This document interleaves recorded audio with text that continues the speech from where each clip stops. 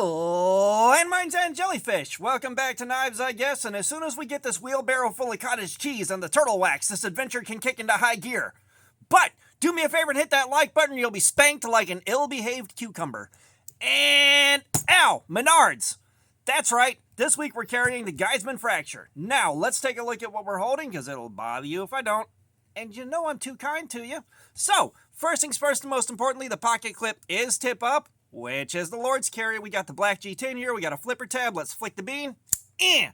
And we got right about 3.25 inches, give or take, of D2 steel. All right. So this comes from Menards. Ow, Menards. I'm not going to get another chance to do that, guys. I got to get it in now. But I don't live near Menards, so this had to be shipped. And boy, that one guy's going to be really excited. This was supplied by a viewer of the channel, and please do not think this is going to be a regular thing. This guy has been a long-time viewer. He's a friend of the channel, and he took care of making this happen so that we could take a look at this together. This brings you and me together to this point in space and time. All right, so I will say there's a few things right off the bat that grab me by the short and curlies in an iffy way. You know, like if you look at this thing, it does look like a cheap knife. They're $20 at Menards, and it looks like a $20 knife. All right, the chevrons right here in the G10 look a bit on the cheap side, especially since this part here, you can kind of see this texture. You can tell this texturing was done here, and then it was shaved down and chevroned, which makes it look like a truck stop special.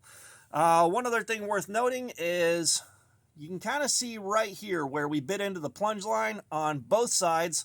And the edge bevel is a little bit inconsistent and wavy down the length of the blade, which for a $20 knife, that's pretty forgivable. That's something that's not really that big of a deal. They're very minor nitpicks. But I will say this thing do centrifugal open, although the action is tighter than a nun's skiddly boop. So like it's got a lot going for it. It's just, it looks super cheap. It looks like a truck stop special. And we do have the hole in the blade here, and if you use this finger, you can get in there and flick it open off of that. So that's also pretty nice. You know, it's just, I would have rather had it here where you get the middle finger on here, but that's okay. The muscle memory is on this finger, not this finger. But, you know, other than that, it seems pretty innocuous and inoffensive. Let's take a look at where our factory edge is sitting, because the factory edge is okay. Factory edge is okay. That's a pretty dang nice cut. Pretty dang nice cut. Couple of rough spots in it, but not really all that bad. It is very serviceable. It should take care of us for the week. No sweat. And I feel like this is going to be a pretty okay carry. You've got a nice flat design here. It's got plenty of pull on the pocket clip. Like, that is an 8. That is a strong pocket clip. Now, the dingus end of the pocket clip isn't raised super high, so that may or may not be an issue getting it over the hem of the pocket. That's one thing I'm going to be paying attention to. But, you know, other than that, nothing really stands out as a huge difficulty while carrying. And the centering on the blade. You can kind of tell right here, it is trailing to this side just a bit. It is just barely clearing the inner liner. We do have pivots on the left and the right hand, or we have T8 screw heads on the left and the right, so you can loosen this up and tighten it from side to side until you get the blade centered. There is a way to adjust that, so that's good. You can fix it if it bothers you. I see white nylon washers in here that don't look like they're the same size. They may be a little bit bigger than the pivot collar and just kind of shifted in different directions, but yeah, I'm not seeing anything outwardly offensive about this thing that's really going to raise a lot of questions during the course of the week of carrying it. And yeah, hopefully the guy that decided to send this did not want to be named, so we're not going to name him, but hopefully he gets what he wants out of this. And the D2, I'm a little gun shy with the D2, I'm not going to lie. You know, you guys that have been around here for a minute know that I have gotten several donkeys in a row with just bad heat-treated D2.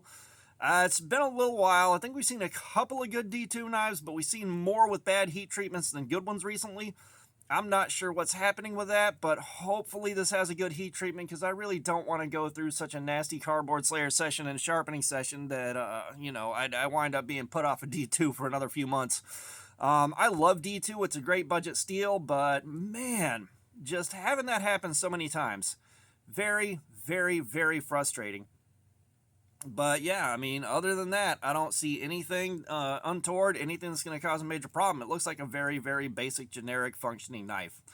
At some point here, I may lubricate the pivot over the course of the week and see how that doesn't loosen the action up a little bit. Because like I said, this action is really tight. It is a really tight action, and you know, I would complain about that, but being on washers and being slightly off-centered already, I think any looser than this would introduce some blade play.